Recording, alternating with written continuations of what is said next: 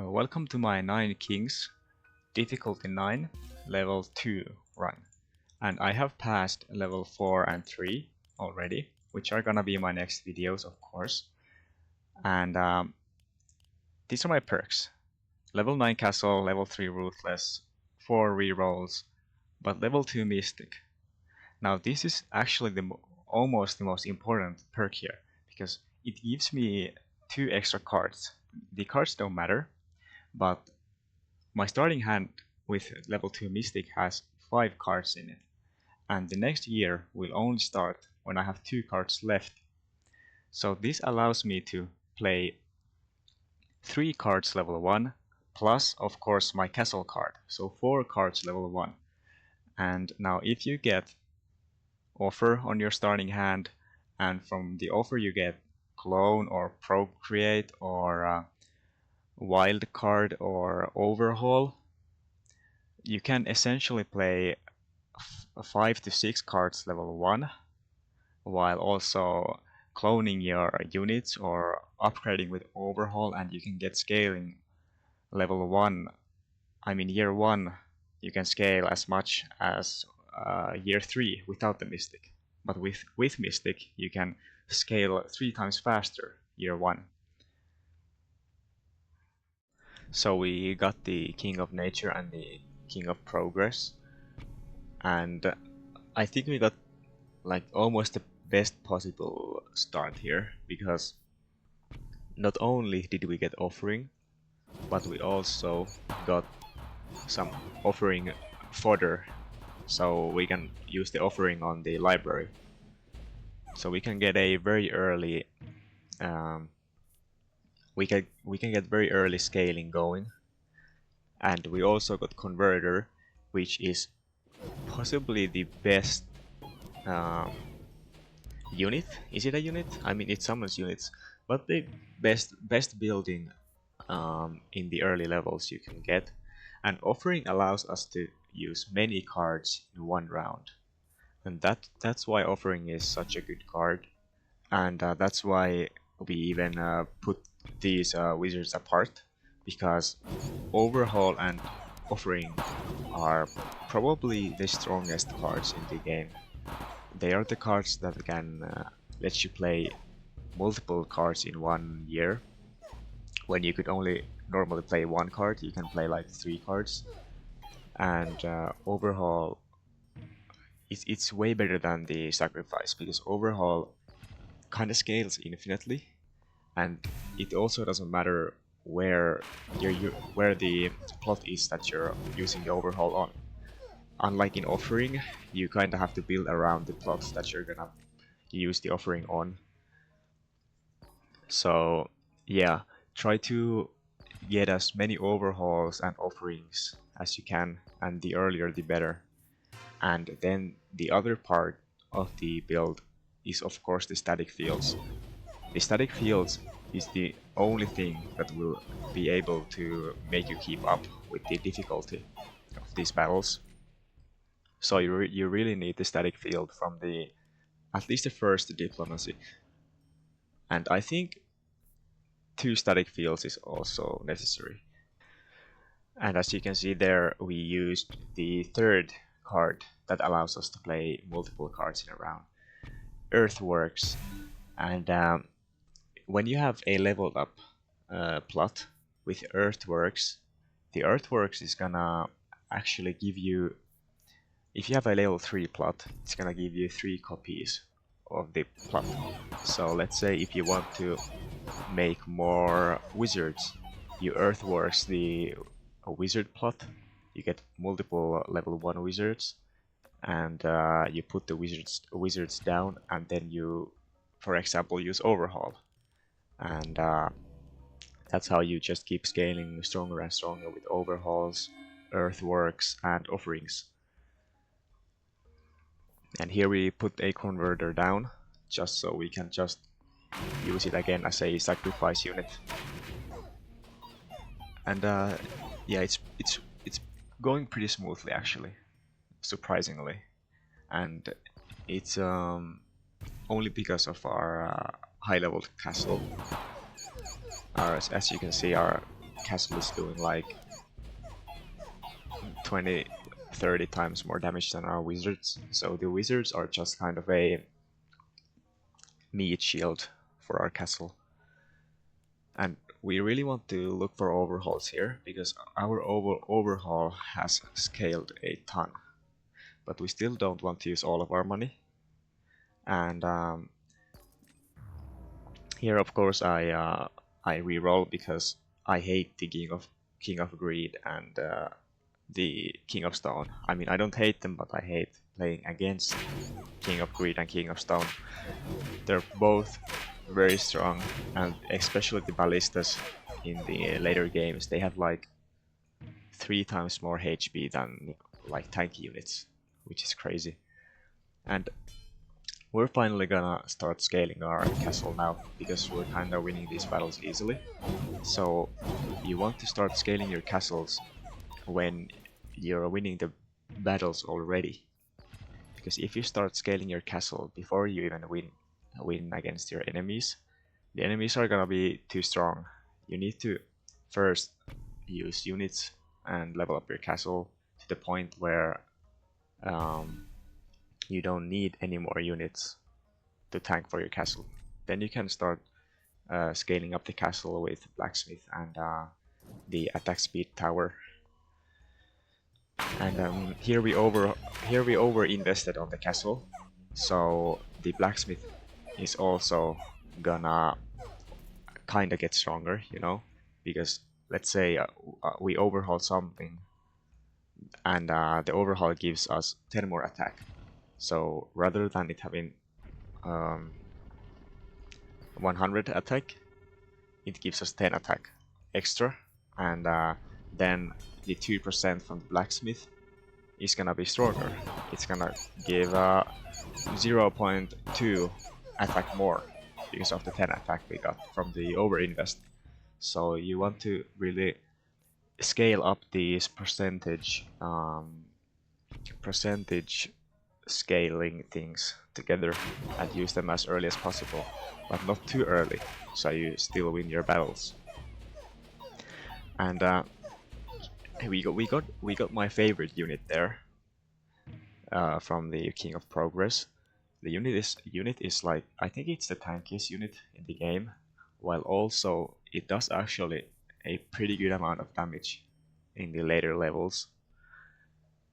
And here I found my second static fields, and I kinda knew this run is gonna be good. I didn't know if I would win, but I knew it would be good. And yeah, the units we got, the King of Progress, they kind of scale with the defenders scale their damage from their HP, because the more HP they have, the more the enemies need to shoot at them, which in turn deals more damage to the enemies. So now my defenders are already out damaging my wizards, and there's like 5 times less defenders than wizards here, and our wizards even have a blacksmith next to them.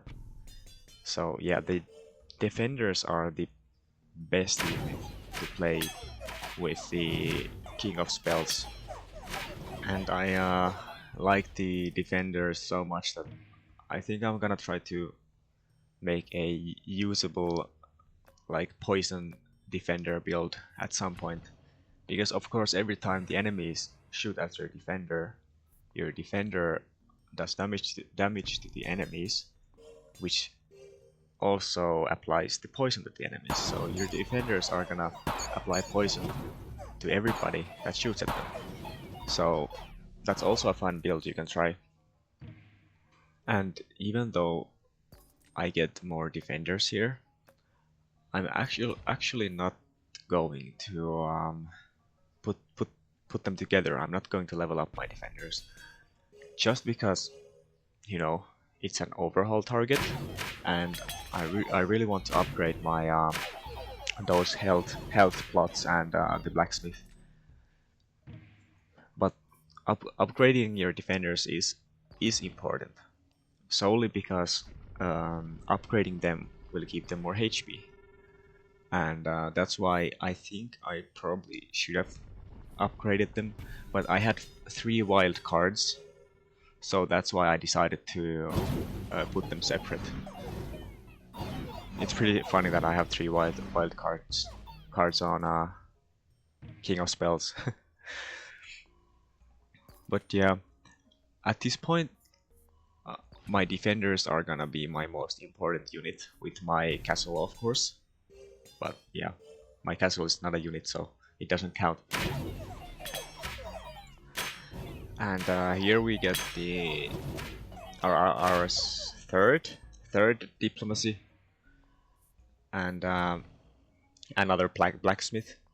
And we use all of our money to reroll, and we got a third static fields, which is kind of the perfect thing we could have gotten, because of course the first static field doubles your attack speed, and then the second one quadruples your attack speed, and the third one kinda, when you have three static fields, you kinda multiply your attack speed by 8.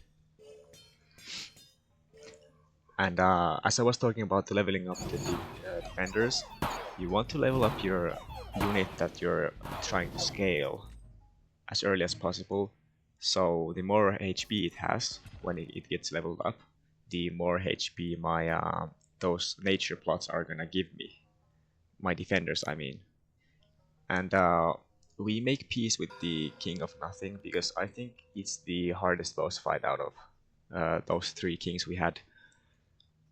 But yeah, when you level up your unit early and then start buffing it, the percentage buffs are gonna be better, because the unit has more stats when it's higher level. So that's why you really want to level up your units, but also you need to keep a good balance, because you want to level up your units while also having targets that you can use overhaul and offering on. And as you saw there, I used earthworks on my blacksmith that was level 3, and when you use earthworks on a plot that's level 2 or 3, it's gonna give you 2 or 3 of those cards.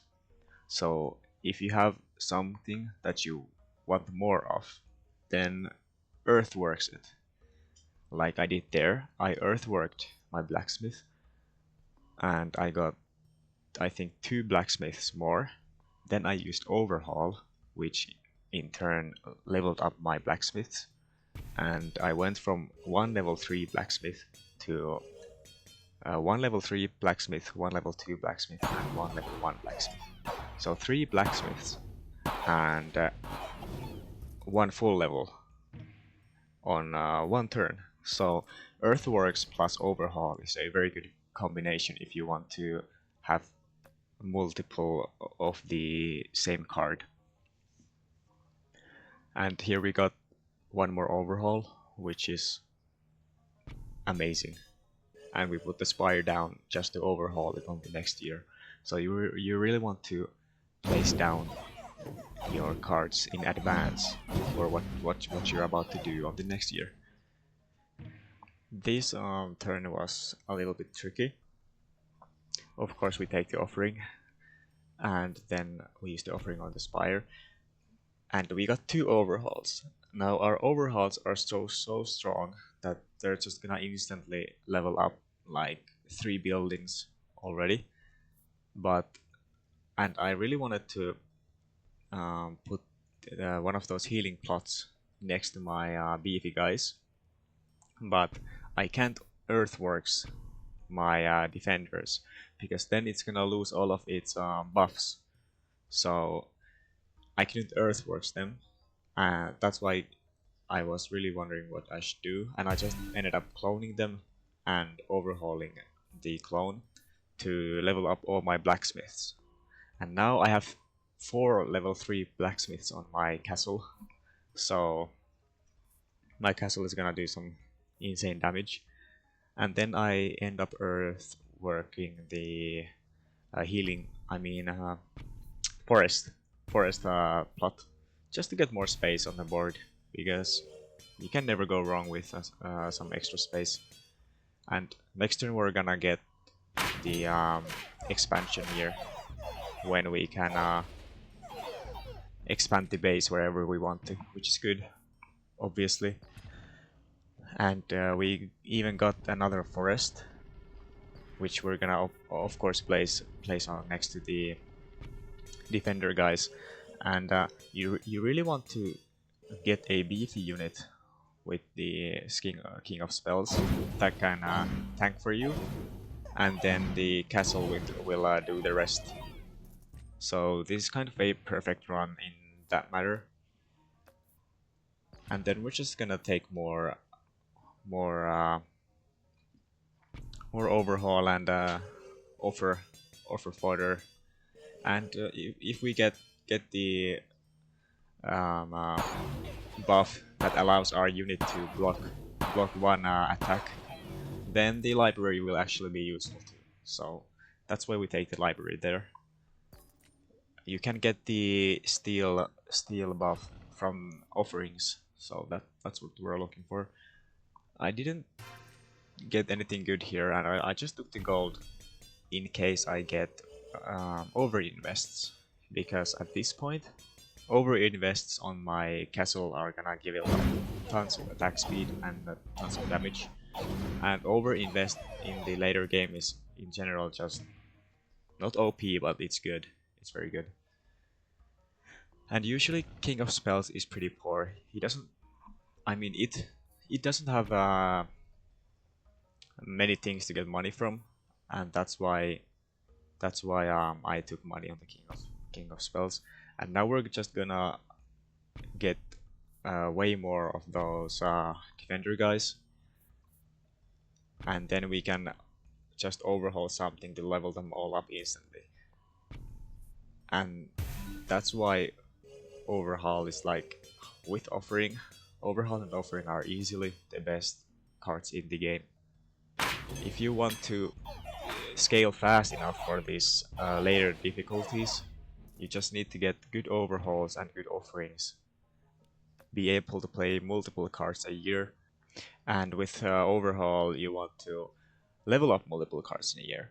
So with earthworks, offerings, and overhauls, you want to especially scale your overhauls early, and then with those 3 cards, when you can use multiple cards in a turn, you can multiply your plots with earthworks.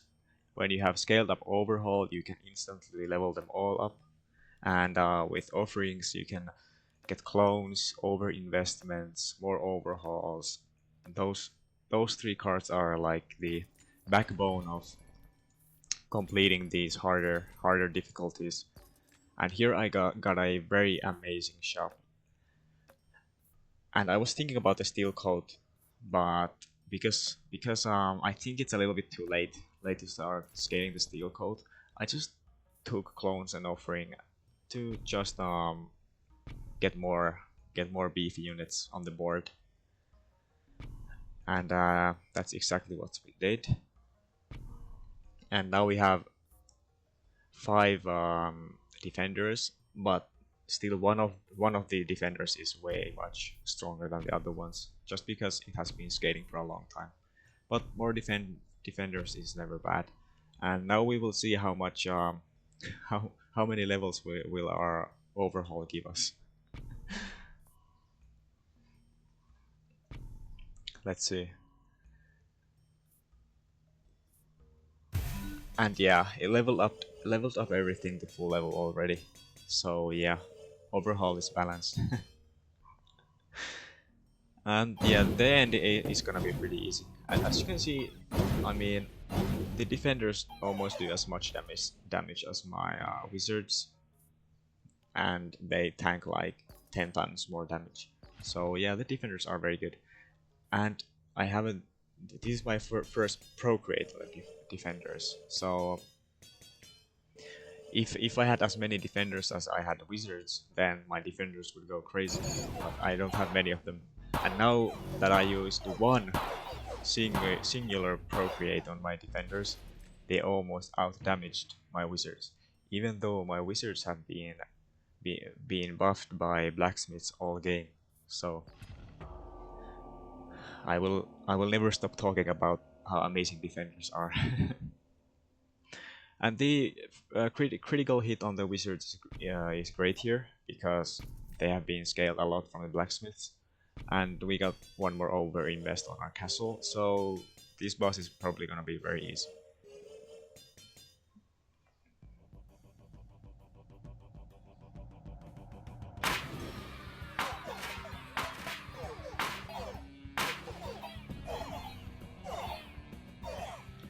And I mean, it was pretty easy, but if the enemies were any beefier, I think we could have actually lost that one. So, but at the end of the day, we won without losing a single life, which is pretty cool. It's pretty cool. We won. It's King 9, level 2, 3 lives, and yeah, next we're gonna beat King 9, level 4. I have another video coming where I'm beating King 9, level 3, and after that I have a video coming where I beat King 9 level 4, which was very hard. But stay tuned if you want to see King 9 level 3, King 9 level 4, and the best and most fun builds in 9Kings. And thank you for watching.